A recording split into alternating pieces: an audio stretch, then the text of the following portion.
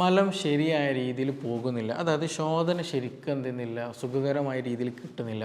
അതുപോലെ കീഴ്വായു വലിയ തോതിൽ വളരെ സ്മെല്ലോട് കൂടിയിട്ട് തന്നെ പോകുന്ന കണ്ടീഷൻ വരിക, വയറ് വീർത്തതുപോലെ തോന്നുക, വിശപ്പില്ല, ഭക്ഷണമൊക്കെ കഴിച്ചാൽ എപ്പോഴും എന്ത് ചെയ്യുക, ബ്ലോട്ടിങ് കൂടിയിട്ട് അല്ലെങ്കിൽ വയറിലെന്തോ ഉള്ളതുപോലെ ഒരു ഹെവിനെസ് പോലെ തോന്നുക, ചില സമയത്ത് വയറ് വേദന വരുന്ന ബുദ്ധിമുട്ടുണ്ടാവുക. അതുപോലെ ടോയ്ലറ്റിൽ പോയാൽ ശരിയായ രീതിയിൽ ശോധന കിട്ടാതെ പൈൽസും ഫിഷർ പോലെയുള്ള ബുദ്ധിമുട്ട്, മൂലക്കുരുവിൻ്റെ ഒക്കെ പ്രശ്നങ്ങളുണ്ടാകുക. ഇത് പൊതുവായിട്ട് ഒരു 30 വയസ്സ് കഴിഞ്ഞാൽ 35 വയസ്സ് കഴിഞ്ഞ ആളുകൾക്ക്, പ്രത്യേകിച്ച് സ്ത്രീകൾക്ക് ഇത് പൊതുവായിട്ട് കണ്ടുവരാറുണ്ട് എന്നുള്ളതാണ്. അപ്പോൾ ഇതിന് ഒരുപാട് കാരണങ്ങളുണ്ട്. പല കാരണങ്ങൾ കൊണ്ടും ഇത് ചെയ്യാറുണ്ട്, ഇത് ബുദ്ധിമുട്ടുകൾ വരാറുണ്ട്. ചിലത് ഇത് കൂടിക്കഴിഞ്ഞിട്ടുണ്ടെങ്കിൽ ഫുഡ് അലർജീസ് വരിക, അതുപോലെയുള്ള മറ്റു പല അസുഖങ്ങളിൽ റൊമാറ്റിക് ആർത്തറൈറ്റിസ്, വാദത്തിൻ്റെ പ്രശ്നങ്ങൾ ഉണ്ടായിരിക്കുക, അതുപോലെ മറ്റു ഓട്ടോ ഇമ്മ്യൂൺ ഡിസീസുകളൊക്കെ ഉണ്ടാകാനുള്ള സാധ്യത വളരെ കൂടുതൽ. അതുപോലെ ഇമ്മ്യൂണിറ്റി കൂടുക, IgE കൂടുക, അതേപോലെ ഇങ്ങനെയുള്ള ബുദ്ധിമുട്ടുകൾ രക്തത്തിലൊക്കെ എന്ത് ചെയ്യും, അതിൻ്റെ ഇൻഫ്ലമേഷനുകളും അതുപോലെ ഇൻഫ്ലമേറ്ററി മീഡിയേറ്റേഴ്സൊക്കെ എന്ത് ചെയ്യും, പെട്ടെന്ന് കൂടുന്നതായിട്ട് നമുക്ക് കാണാൻ കഴിയും. അപ്പോൾ നമ്മൾ നിർബന്ധമായിട്ട് എന്ത് ചെയ്യണം, ഈ മലം കൂടിയിരിക്കുന്ന അവസ്ഥ അല്ലെങ്കിൽ ശോധന ഇല്ലാത്തൊരു കണ്ടീഷൻ നിർബന്ധമായിട്ട് നമ്മൾ എപ്പോഴും എന്ത് ചെയ്യണം, ക്ലീൻ ആക്കേണ്ടതാണ്, അത് ക്ലിയർ ചെയ്യേണ്ടതാണ്. അപ്പോൾ ഇന്ന് ഇവിടെ ഡിസ്കസ് ചെയ്യാൻ പോകുന്ന ഒരു പ്രധാന വിഷയം, ഈ എന്തുകൊണ്ടാണ് മലം ഇങ്ങനെ കെട്ടിക്കിടക്കുന്നത്, എന്തുകൊണ്ടത് പ്രോപ്പറായിട്ട് പോകുന്നില്ല, നമുക്ക് വീട്ടിൽ തന്നെ എന്തൊക്കെ കാര്യങ്ങൾ ചെയ്യണം, നമ്മുടെ ഭക്ഷണത്തിൽ എന്തൊക്കെ മാറ്റങ്ങൾ കൊണ്ടുവരാം എന്നതിനെ കുറിച്ചിട്ടാണ് ഇന്ന് ഇവിടെ ഡിസ്കസ് ചെയ്യാൻ പോകുന്നത്. എൻ്റെ പേര് doctor Siraj, medical officer, QNB health care, Koduvally.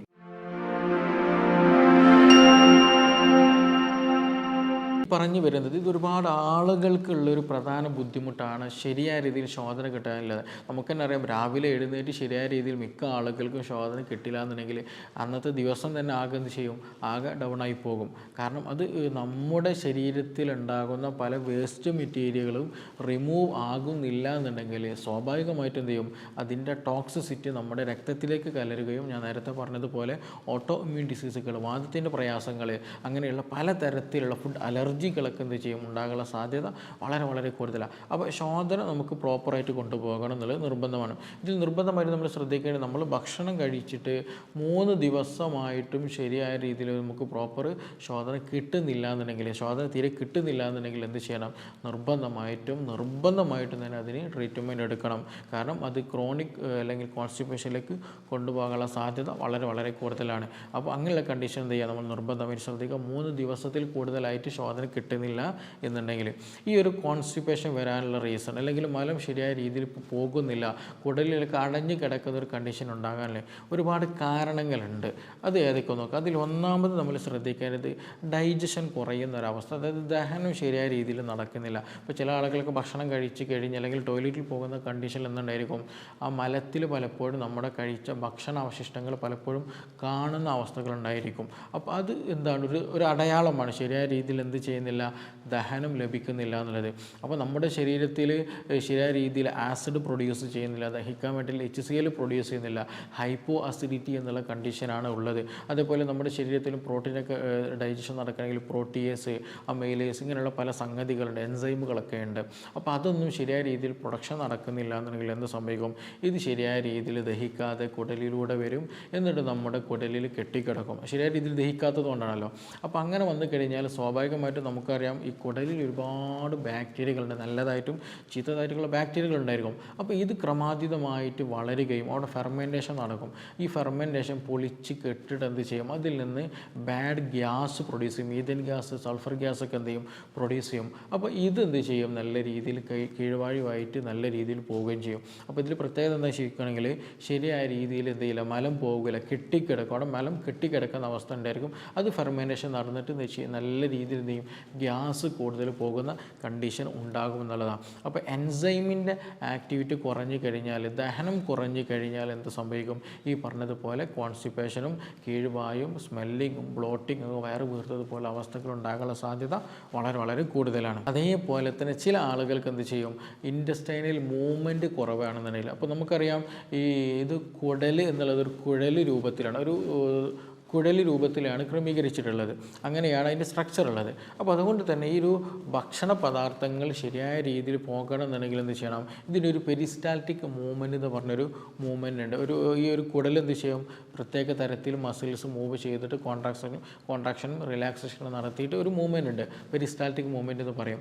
ആ മൂവ്മെൻറ്റ് കുറഞ്ഞാലും മോട്ടിലിറ്റി കുറഞ്ഞാലും ഈ പറഞ്ഞതുപോലെയുള്ള എന്ത് ചെയ്യും, ഭക്ഷണ അവശിഷ്ടങ്ങൾ കൂടുതൽ നേരം എന്ത് ചെയ്യും, നമ്മുടെ കുടലിൽ കെട്ടിക്കിടക്കേണ്ട ഒരു അവസ്ഥ വരും. അതായത് എസ്പെഷ്യലി ചില ഭക്ഷണങ്ങൾ എടുത്തു കഴിഞ്ഞാൽ, അതായത് ACVയുടെ സപ്ലിമെൻ്റ് ഒക്കെ എടുത്തു കഴിഞ്ഞാൽ, ആപ്പിൾ സിഡർ വിനെഗറൊക്കെ അൺകൺട്രോൾഡ് ആയിട്ട് എന്ത് ചെയ്യും നിങ്ങൾക്ക് എടുക്കുന്നുണ്ടെങ്കിൽ അത് ഈ പറഞ്ഞതുപോലെ ഇൻറ്റസ്റ്റൈനൽ മോട്ടിലിറ്റി നല്ല രീതിയിൽ കുറക്കും, കുടലിൻ്റെ ആ മൂവ്മെൻറ്റ് കുറക്കും. അപ്പോൾ അങ്ങനെ വന്നു കഴിഞ്ഞാൽ എന്ത് ചെയ്യും, കഴിച്ച ഭക്ഷണം ദഹിച്ചിട്ടാണെങ്കിൽ പോലും നമ്മൾ നേരത്തെ പറഞ്ഞാൽ ദഹിക്കാതെ കുടലിൽ കിടക്കുന്ന അവസ്ഥ വരിക.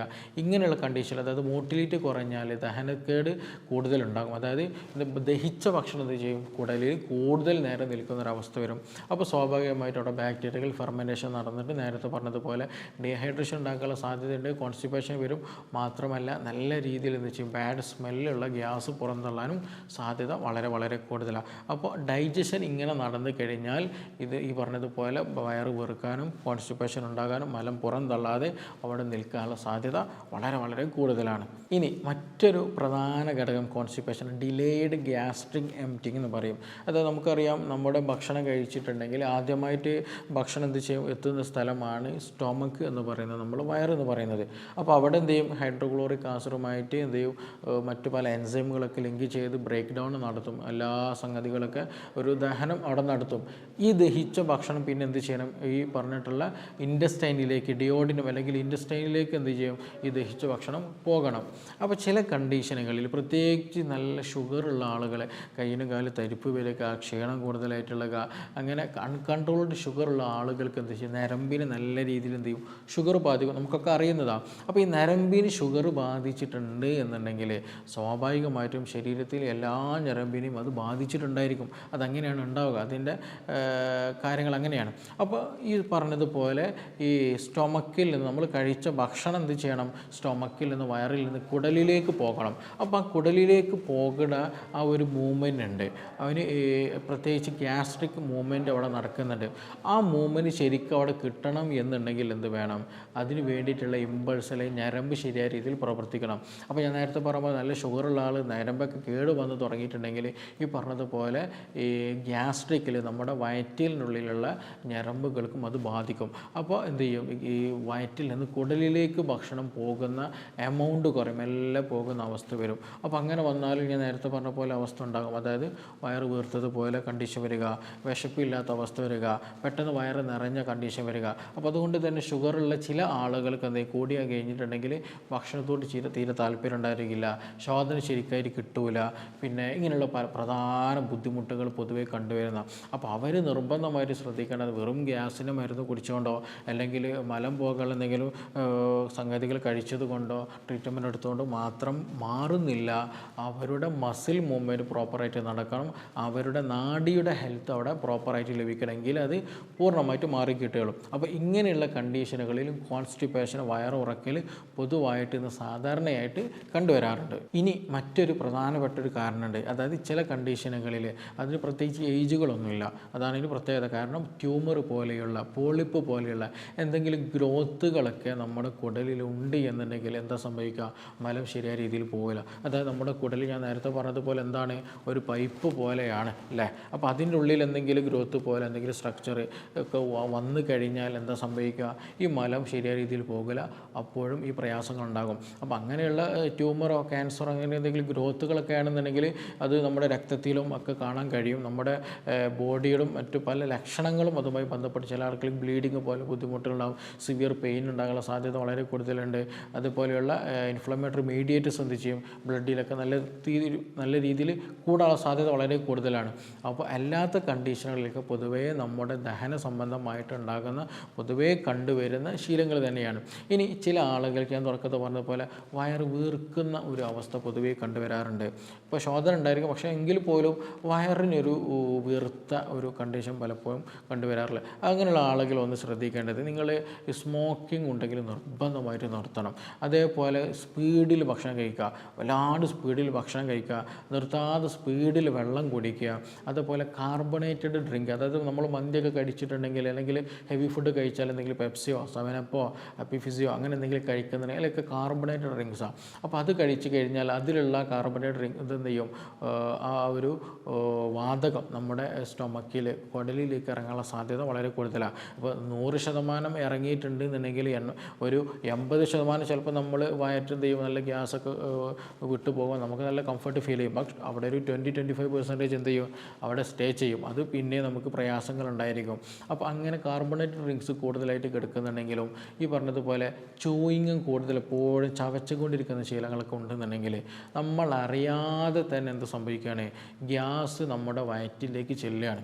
അപ്പോൾ അങ്ങനെ വന്നു കഴിഞ്ഞാൽ എന്ത് ചെയ്യും, വിശപ്പുണ്ടാവില്ല, വയറ് വീർത്തത് പോലെ തോന്നും, എന്തെങ്കിലും കഴിച്ചാൽ വയറ് പെട്ടെന്ന് ഫുള്ളായ പോലെ തോന്നുക, ക്ഷീണം കൂടുതൽ തോന്നുക, ഇങ്ങനെയുള്ള പ്രശ്നങ്ങളൊക്കെ നല്ല രീതിയിൽ, അതായത് വയറെപ്പോഴും ഫില്ലായത് ഹെവിനെസ് ആയിട്ട് നിൽക്കുക. അതേസമയം എന്തുണ്ടായിരിക്കും, മലം കുറയും, ശോധന കുറഞ്ഞൊരു അവസ്ഥ ഉണ്ട്. കാരണം എന്താണ്, ഭക്ഷണം കൂടുതൽ കഴിക്കുന്നില്ല, എപ്പോഴും വയറ് വീർത്ത് ഗ്യാസ് ഫില്ല് ചെയ്ത് ഇങ്ങനെ ഡംബറായി നിൽക്കുന്ന ഒരു കണ്ടീഷനായിരിക്കും. അങ്ങനെയുള്ള ആളുകളെ ഉണ്ടാവും. അപ്പോൾ അങ്ങനെ ഈ ചോദിക്കാനുള്ള ആളുകൾ, എപ്പോഴും കഴിക്കുന്ന ശീലമുള്ള ആളുകൾ, അതുപോലെ തന്നെ സ്മോക്കിംഗ് കൂടുതൽ ചെയ്യുന്ന ആളുകൾ, എപ്പോഴും കാർബണേറ്റ് ഡ്രിങ്ക്സുകൾ കാര്യങ്ങൾ കഴിക്കുന്ന ആളുകൾ നിർബന്ധമായിട്ടും അത് ഒഴിവാക്കുക തന്നെ വേണം. അതേപോലെ എപ്പോഴും സ്പീഡിൽ വെള്ളം കുടിക്കുക, നിർത്താതെ വെള്ളം കുടിച്ചുകൊണ്ട് നിൽക്കുക, ഇറക്കി എന്ത് ചെയ്യണം, നമ്മൾ കുടിക്കാൻ ശ്രദ്ധിക്കണം. അതേപോലെ ഭക്ഷണം സ്പീഡിൽ എന്ത് ചെയ്യാം, കഴിക്കുന്ന ശീലമുണ്ടെങ്കിലും അതിൻ്റെ കൂടെ എന്ത് ചെയ്യും, വായു നമ്മുടെ ശരീരത്തിലേക്ക്, നമ്മുടെ ദഹന വ്യവസ്ഥയിലേക്ക് കടക്കും. അതുപോലെ ഭക്ഷണത്തിൻ്റെ കഴിക്കുന്നതിൻ്റെ ഇടയിൽ സംസാരിച്ചു കൊണ്ടിരിക്കുന്ന ശീലമുണ്ടെങ്കിൽ അവരിലും ഈ പറഞ്ഞതുപോലെ നമ്മുടെ അന്തരീക്ഷ വായു തന്നെ എന്ത് ചെയ്യും, നമ്മുടെ വയറ്റിലേക്ക് എത്താനും ഈ പറഞ്ഞ വയറ് വീർക്കുന്ന ഒരു കണ്ടീഷൻ ഉണ്ടാകാനുള്ള സാധ്യത വളരെ കൂടുതലാണ്. ഇനി ഗ്യാസ് ഉണ്ടാകാൻ മറ്റൊരു റീസൺ കൂടെ ഉണ്ട്, ഡിസ്ബയോസിസ് എന്ന് പറയും. ഞാൻ നേരത്തെ സൂചിപ്പിച്ച പോലെ നമ്മുടെ കുടലിൽ എന്തുണ്ട്, ഒരുപാട് നല്ല ബാക്ടീരിയകളും അതുപോലെ ചിലപ്പോൾ ചീത്ത ബാക്ടീരിയ ഉണ്ടായിരുന്നു. അപ്പോൾ ഇതെപ്പോഴും ഒരു സന്തുലിതാവസ്ഥയിലാണ് കുടലിൽ നിൽക്കുക. അങ്ങനെ നിൽക്കുമ്പോഴാണ് നമ്മുടെ ദഹനം പ്രോപ്പറായിട്ട് നടക്കുക, ഇമ്മ്യൂണിറ്റി കിട്ടുക, മറ്റു പ്രയാസങ്ങളൊന്നും ഇല്ലാതെ ശോധനയൊക്കെ പ്രോപ്പറായിട്ട് നടക്കുക. പക്ഷേ ചില കണ്ടീഷനുകളിൽ എന്ത് സംഭവിക്കും, ബാഡ് ബാക്ടീരിയ, അനാവശ്യമായിട്ടുള്ള ബാക്ടീരിയകൾ കൂടും, നല്ല ബാക്ടീരിയകൾ ചത്തുടങ്ങുന്ന അവസ്ഥകൾ വരും. അപ്പോൾ നമ്മൾ ഭക്ഷണം കഴിക്കുമ്പോൾ എന്ത് ചെയ്യും, ശരിയായ രീതിയിൽ അവിടെ ദഹനം നടക്കില്ല, അവിടെ ഡിസ്ബയോസിസ് കാണാൻ എന്ത് ചെയ്യും, ഒരുപാട് ദഹന പ്രശ്നങ്ങളുണ്ടാകും, ഫുഡ് അലർജീസുകൾ ഉണ്ടാകാൻ സാധ്യത വളരെ കൂടുതലാണ്. ചില ആളുകളുണ്ടല്ലോ ഭക്ഷണം കഴിച്ച് കഴിഞ്ഞാൽ ചൊറിച്ചിലും പുകച്ചിലൊക്കെ വരുന്നത്, അതിനൊരു റീസൺ ഇതാണ്. അതേപോലെ IgE ക്രമാതീതമായിട്ട് കൂടുന്നൊരു അവസ്ഥ ഉണ്ടാകുക, ലീക്കി ഗട്ട് സിൻഡ്രോം എന്നൊക്കെ പറയും. അങ്ങനെയൊക്കെ അവസ്ഥകൾ ഉണ്ടാകാനുള്ള സാധ്യത വളരെ കൂടുതലാണ്. അപ്പോൾ അങ്ങനെ വന്നു കഴിഞ്ഞാൽ എന്ത് ചെയ്യും, അവിടെ ഉണ്ടാകുന്ന ആ ബാഡ് ബാക്ടീരിയ ഒരുപാട് സൾഫർ പോലെയുള്ള മീഥേൻ പോലെയുള്ള ഗ്യാസുകൾ പ്രൊഡ്യൂസ് ചെയ്യും. അതും ഈ പറഞ്ഞതുപോലെ വയറ് വീർക്കാനുള്ള സാധ്യത വളരെ കൂട്ടും. ബാഡ് സ്മെല്ലിൽ എന്ത് ചെയ്യും, കീഴ്വായി പോകുന്ന ഒരു കണ്ടീഷൻ വരികയും ചെയ്യും. അപ്പോൾ ഈ ഡിസ്ബയോസിസ് എന്നുള്ള കണ്ടീഷനുള്ള ആളുകൾ ശരിയായ രീതിയിൽ നല്ല പ്രോപ്പറായിട്ടുള്ള ഗട്ട് ഹെൽത്ത് ഇല്ല എന്നുണ്ടെങ്കിലും ഈ പറഞ്ഞ ബുദ്ധിമുട്ടുണ്ടാകാനുള്ള സാധ്യത വളരെ വളരെ കൂടുതലാണ്. അതേപോലെ എന്ത് ചെയ്യുക, നമ്മൾ എപ്പോഴും ഹൈ പ്രോട്ടീൻ എടുക്കുന്ന, എസ്പെഷ്യലി മത്സ്യമൊക്കെ എടുക്കുന്ന ശീലം കൂടുതലായിട്ടുണ്ട് എന്നുണ്ടെങ്കിലും അതിൻ്റെ ഒരു ബൈ പ്രൊഡക്റ്റ് ആയിട്ടും സൾഫറിൻ്റെ എന്ത് ചെയ്യും, കോമ്പൗണ്ടുകളൊക്കെ ഉണ്ടാകും, സൾഫർ ഗ്യാസുകളൊക്കെ പ്രൊഡ്യൂസ് ചെയ്യും. അപ്പോഴും ബാഡ് സ്മെൽ. അതുകൊണ്ടാണ് ചില ആളുകളൊക്കെ ഇറച്ചിയും മീനൊക്കെ കഴിച്ച് കഴിഞ്ഞാൽ എന്ത് സംഭവിക്കും, കിഴുവായി വളരെയധികം ബാഡ് സ്മെല്ലിൽ പോകാനുള്ളൊരു റീസൺ അതുകൊണ്ടാണ്. അപ്പോൾ ഈ സൾഫറിൻ്റെ പ്രസൻസാണ്. അപ്പോൾ കൂടുതലായിട്ട് പ്രോട്ടീൻ എടുക്കുന്നുണ്ട്, ഈ ദഹനം പ്രോപ്പർ അല്ല എന്നുണ്ടെങ്കിൽ പ്രത്യേകിച്ച് എന്ത് ചെയ്യും, ഈ പറഞ്ഞ ബുദ്ധിമുട്ടുണ്ടാകാനുള്ള സാധ്യത വളരെ വളരെ കൂടുതലാണ്. അതേപോലെ സ്ലോ ഡൈജഷൻ ആണെന്നുണ്ടെങ്കിൽ, ഞാൻ കോൺസ്റ്റിപ്പേഷൻ വിഷയത്തിൽ പറഞ്ഞതുപോലെ ഡൈജഷനും എല്ലാം നടക്കുകയാണ്, കൂടുതൽ സമയം നമ്മുടെ വയറ്റിലേക്ക്, അതായത് നമ്മുടെ ഇൻറ്റസ്റ്റൈനിൽ, കുടലിൽ ഈ പറഞ്ഞതുപോലെ ഭക്ഷണ പദാർത്ഥം നിൽക്കുന്ന സ്റ്റേ ചെയ്യുന്ന കണ്ടീഷൻ വന്നു കഴിഞ്ഞാൽ അവിടെ എന്ത് ചെയ്യും, ഗ്യാസ് പ്രൊഡ്യൂസ് ചെയ്യും. ഈ പറഞ്ഞതുപോലെയുള്ള സ്മെല്ല് ആയിട്ടുള്ള ഗ്യാസ് ഉണ്ടാകും, വയറ് വീർക്കുന്ന പോലെയൊക്കെ കണ്ടീഷൻ ഉണ്ടാകുന്നതാണ്. അപ്പോൾ പ്രധാനമായിട്ടും ഈ പറഞ്ഞ കാര്യങ്ങളാണ് പലപ്പോഴും നമുക്ക് ഗ്യാസ് ഉണ്ടാക്കുന്നതും കോൺസ്റ്റിപ്പേഷനൊക്കെ ഉണ്ടാക്കുന്ന ഒരു പ്രധാന ഘടകങ്ങളെന്ന് പറയുന്നത്. അപ്പോൾ ഇതില്ലാതിരിക്കാൻ നമുക്ക് ചില കാര്യങ്ങളൊന്ന് ചെയ്യണം. അതിലൊന്നാമത് ഹൈഡ്രേഷൻ നിലനിർത്തുക എന്നുള്ളതാണ്. നല്ല രീതിയിൽ വെള്ളം കുടിക്കുക. പ്രത്യേകിച്ച് അതിരാവിലെ എഴുന്നേൽക്കുന്ന സമയത്ത് തന്നെ എന്ത് ചെയ്യണം, ഒരു ഇളം ചൂടുള്ള വെള്ളം കുടിക്കുക. എന്തെങ്കിലും ലെമണൊക്കെ ചേർക്കുകയാണെങ്കിൽ വളരെ നല്ലതാണ്.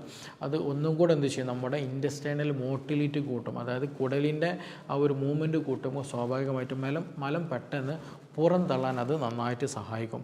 അപ്പോൾ എന്ത് ചെയ്യുക, അത് നന്നായിട്ട് ഒരു ഇളം ചൂടുള്ള വെള്ളം രാവിലെയൊക്കെ കുടിക്കുകയാണെങ്കിൽ അത് നന്നായിട്ട് ഹെൽപ്പ് ചെയ്യും. അതേപോലെ ഭക്ഷണത്തിൽ ഒരു നിശ്ചിത എമൗണ്ട് ഫൈബർ കൂട്ടാൻ ശ്രദ്ധിക്കേണ്ടതാണ്. പ്രത്യേകിച്ച് കൂടുതൽ നിങ്ങൾ പ്രോട്ടീൻ കൂടുതൽ എടുക്കുന്ന ആളുകളാണെങ്കിൽ നിർബന്ധമായിട്ട് എന്ത് ചെയ്യണം, ഒരു നിശ്ചിത എമൗണ്ട് എന്ത് ചെയ്യണം, ഫൈബർ കൂട്ടണം. കാരണം ഫൈബറിൻ്റെ പ്രത്യേകത എന്ന് ചോദിക്കുകയാണെന്നുണ്ടെങ്കിൽ ഈ ഒരു വാട്ടർ അബ്സോർപ്ഷൻ നന്നായിട്ട് ഹെൽപ്പ് ചെയ്യും. അതുപോലെ ഗുഡ് ബാക്ടീരിയകൾ നന്നായിട്ട് അത് ഡൈജസ്റ്റ് ചെയ്യാൻ, അല്ലെങ്കിൽ അത് അവർക്ക് ഇത് കൂടുതൽ ഇഷ്ടമാണ് ഈ ഫൈബർ എന്ന് പറയുന്നത്. അവരുടെ പ്രധാന ഭക്ഷണം കൂടെയാണ് ഈ പറയുന്ന ഫൈബർ. അപ്പോൾ അവിടെ ഈ ഗുഡ് ബാക്ടീരിയ ഉണ്ടാക്കണമെന്നുണ്ടെങ്കിൽ എന്ത് വേണം, നല്ല ഫൈബർ ഭക്ഷണത്തിലൂടെ ലഭിക്കണം. അപ്പോൾ എന്ത് ചെയ്യുക, ഈ പറഞ്ഞ പോലെ നല്ല ഫൈബർ നമ്മുടെ ഭക്ഷണത്തിൽ ഉൾപ്പെടുത്തുക എന്നുള്ളത്.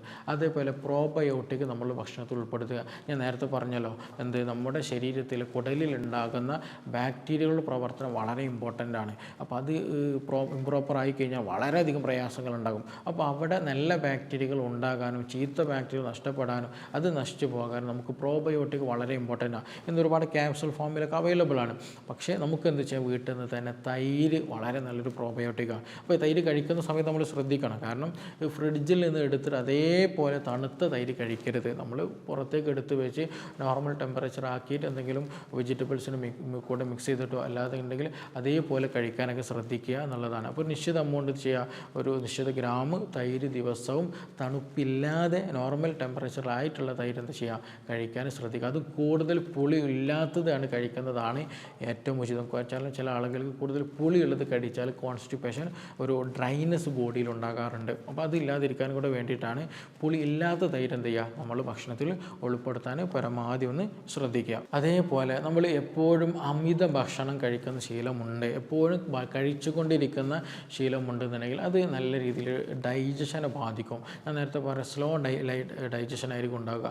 അത് വളരെ തോതിൽ ഇൻഫ്ലമേഷനും ഗട്ടിയിലുണ്ടാകും. അപ്പോൾ എപ്പോഴും കഴിക്കുന്ന ശീലം ഉണ്ടാകരുത്. കഴിക്കുന്ന സമയത്ത് ആവശ്യത്തിന് വിശപ്പ് മാറുന്ന സമയത്ത്, അല്ലെങ്കിൽ വിശപ്പ് മാറുന്നത് വരെ മാത്രം കഴിക്കുക എന്നുള്ളതാണ്. പ്രത്യേകിച്ച് ഇന്ന് രാത്രി സമയത്തൊക്കെ ഹെവി ഫുഡ്, മന്തി ആകട്ടെ, ബിരിയാണി ആകട്ടെ, നെയ്ച്ചോറാകട്ടെ, കബ്സയാകട്ടെ, മധുഹൂത്താകട്ടെ, ഇങ്ങനെയുള്ള ഹെവി ഫുഡുകൾ നമ്മൾ പൊതുവേ ഇന്ന് കഴിക്കുന്ന ശീലമുണ്ട്. അപ്പോൾ രാത്രി സമയത്ത് പൊതുവേ എന്ത് ചെയ്യും, നമ്മുടെ ഇൻറ്റസ്റ്റൈനൽ മൂവ്മെൻറ്റ്, മോട്ടിലിറ്റി ഒക്കെ പൊതുവേ കുറയുന്ന ഒരു സമയം കൂടിയാണ്. അപ്പോൾ ഹെവി ഫുഡ് കഴിച്ച് കഴിഞ്ഞാൽ എന്താണ് സംഭവിക്കുക, നമ്മുടെ ഇൻറ്റസ്റ്റൈനൽ മോട്ടിലിറ്റി കുറഞ്ഞാൽ അതൊരു ഹെവിനെസ് പോലെ, ഒരു കനമുള്ളതുപോലെ മിക്ക ആളുകൾക്കും ഉണ്ടാകാറുണ്ട്. പ്രത്യേകിച്ച് ഇൻഡൈജഷൻ ഉള്ള ആളുകളാണെങ്കിൽ അത് വളരെയധികം പ്രയാസപ്പെടുത്തും. പൊളിച്ചത് കെട്ടുന്ന അവസ്ഥ വരിക, അതുപോലെ ഇൻഡൈജഷന് കാരണമായിട്ട് ബാഡ് സ്മെല്ലുള്ള ഗ്യാസ് പുറന്തള്ളുക, ഉറക്കം ശരിയായ രീതിയിൽ കിട്ടാത്ത കണ്ടീഷനൊക്കെ വരിക, ഇങ്ങനെയുള്ള പല ബുദ്ധിമുട്ടുകൾ ഉണ്ടാകാനുള്ള സാധ്യത വളരെ വളരെ കൂടുതലാണ്. അതേപോലെ നമുക്കിതൊക്കെ മാറാൻ പറ്റിയൊരു സംഗതിയുണ്ട്. ഒരു ടീസ്പൂൺ നെയ്യും അതേപോലെ ഒരു ഇളം ചൂടുള്ള വെള്ളത്തിൽ കലർത്തിയിട്ട് നമ്മളെന്നും രാവിലെ കുടിക്കുകയാണെന്നുണ്ടെങ്കിൽ, വെറും വയറ്റിലൊക്കെ കുടിക്കുകയാണെന്നുണ്ടെങ്കിൽ നല്ല മാറ്റം ഉണ്ടായിരിക്കും. ഒന്ന്, നമ്മുടെ ഇൻറ്റസ്റ്റൈനൽ സൂത്തിങ് ഉണ്ടായിരിക്കും. അത് ഇൻറ്റസ്റ്റൈനിലൂടെ ഉള്ളിലൂടെയാണല്ലോ മലം പോകുന്നത്. അപ്പോൾ ഒരു കുഴലിൻ്റെ ഉള്ളിലൂടെ ഒരു സംഗതി പോകണമെന്നുണ്ടെങ്കിൽ എന്ത് സമയം, അവിടെ ഒരു ഗ്രീസി നാച്ചർ വേണം, അല്ലേ, ഒരു വഴുവഴുപ്പ് വേണമെങ്കിൽ അത് സ്മൂത്തായിട്ട് പോയി കിട്ടുള്ളൂ. അല്ലെങ്കിൽ അത് ഉറച്ച് ഡ്രൈ ആയി കഴിഞ്ഞാൽ എന്ത് ചെയ്യും, പോയി കിട്ടില്ല. അപ്പോൾ ഈ ഒരു വെള്ളം കുടിക്കുകയാണെന്നുണ്ടെങ്കിൽ, ഞാൻ നേരത്തെ പറഞ്ഞ നെയ്യൊക്കെ നമ്മൾ വെറും വയറ്റിൽ പണ്ടത്തെ ആളുകളൊക്കെ ശീലമാക്കിയത് കൊണ്ട് തന്നെയാണ്. കാരണം അത് കഴിക്കുന്ന സമയത്ത് എന്ത് ചെയ്യുക, നമ്മുടെ ഇൻറ്റസ്റ്റൈനൽ ഗട്ട് ലൈനിങ് നല്ല രീതിയിൽ ലൂബ്രിക്കേറ്റഡ് ആവും. ഇൻഫ്ലമേഷൻ കുറയ്ക്കാൻ ഇത് നന്നായിട്ട് ഹെൽപ്പ് ചെയ്യും. അതുപോലെ അതിൻ്റെ കൂടെ ഈ പറഞ്ഞതുപോലെ ചെറിയ ഇളം ചൂടുള്ള വെള്ളം കൂടി കുടിക്കുകയാണെങ്കിൽ ഇൻറ്റസ്റ്റൈനൽ മോട്ടിലിറ്റി കൂട്ടാൻ ഇത് നന്നായിട്ട് അത് സഹായകരമാകുന്നതാണ്. അപ്പോൾ അങ്ങനെ ചെയ്ത് കഴിഞ്ഞാൽ ഇപ്പോൾ പറഞ്ഞതുപോലെ നല്ല മാറ്റം ഉണ്ടായിരിക്കും. അപ്പോൾ ഈ പറഞ്ഞ കാര്യങ്ങൾ നമുക്ക് ഒരുപാട് ആളുകൾക്ക് ഉണ്ടാകുന്ന പ്രയാസമാണ്. പ്രത്യേകിച്ച് ഒരു 35 വയസ്സ് കഴിഞ്ഞാൽ ഷുഗറുള്ള ആളുകൾക്ക് എടുത്തു പറയേണ്ടതാണ് ഈ മലം കെട്ടിക്കിടക്കുക, ശോധന പ്രോപ്പറായിട്ട് കിട്ടുന്നില്ല, ഇങ്ങനെയുള്ള പ്രയാസം എന്നുള്ളത്. അപ്പോൾ നമ്മൾ സ്പെസിഫിക് ആയിട്ടൊരു സ്വന്തം ട്രീറ്റ്മെൻറ്റ് എടുക്കുന്നതിന് മുമ്പായിട്ട്, ഒരു എന്തെങ്കിലും മെഡിസിനൊക്കെ എടുക്കുന്നതിന് മുമ്പായിട്ട് എന്തുകൊണ്ടാണ് എനിക്ക് കോൺസ്റ്റിപ്പേഷൻ വന്നിട്ടുള്ളത്, മറ്റെന്തെങ്കിലും പ്രയാസങ്ങൾ ഇതുമായി ബന്ധപ്പെട്ടുണ്ട്. ചില ആളുകൾക്ക് കോൺസ്റ്റിപ്പേഷൻ വന്നിട്ട് അലർജിക് ഇഷ്യൂസ് ഉണ്ടായിരിക്കും, സ്കിൻ അലർജീസ് ഉണ്ടായിരിക്കും, സോറിയാസിസ് ഉണ്ടായിരിക്കും, കാലുമുട്ട് വേദനയൊക്കെ ഉണ്ടായിരിക്കും. ബട്ട് അവരുടെ പ്രശ്നം ചിലപ്പോൾ എന്തായിരിക്കും, ഈ പറഞ്ഞതുപോലെ കാലുമുട്ട് വേദനയോ അലർജിയോ അങ്ങനെ എന്തെങ്കിലും ആയിരിക്കും. പലപ്പോഴും എന്ത് ചെയ്യില്ല, കുടലിൻ്റെ അവസ്ഥ പലപ്പോഴും നോക്കാറും ഇല്ല. അപ്പോൾ അങ്ങനെയുള്ള ആളുകൾ എന്ത് ചെയ്യണം, കുടൽ പ്രോപ്പറാണ് ഫങ്ഷൻ ചെയ്യുന്നതുള്ളവർ നോക്കൽ നിർബന്ധമാണ്. അപ്പോൾ ഇതുമായി ബന്ധപ്പെട്ട എന്തെങ്കിലുമൊക്കെ സംശയങ്ങളൊക്കെ ഉണ്ട്, കൂടുതൽ അറിയാനൊക്കെ ഉള്ള താല്പര്യമുള്ള ആളുകൾക്ക് എന്ത് ചെയ്യാം, താഴെ തന്നിട്ടുള്ള നമ്പറിൽ ബന്ധപ്പെടാവുന്നതാണ്. നമുക്കിനി മറ്റൊരു വിഷയവുമായി ബന്ധപ്പെട്ടിട്ട് വീണ്ടും കാണാം. Thank you.